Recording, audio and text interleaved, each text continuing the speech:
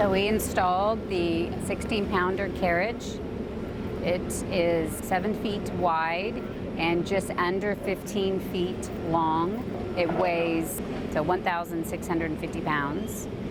The wheels were constructed by an Amish team, and the rest of the carriage was all handmade by Michael Elridge, who constructed the entire carriage. He's out of Cypress, Texas. This is one of the Alamo guns. It was used at the Battle of the Alamo. It was disabled by the Mexican Army, and it would be buried. When it was uncovered by the Maverick family and later given to the Alamo. The carriage that it sits on today is painted, originally it would have been cobalt blue, but it would fade to a sky blue. So that's why we picked that color for the carriage, because it fits under some old Spanish manuals.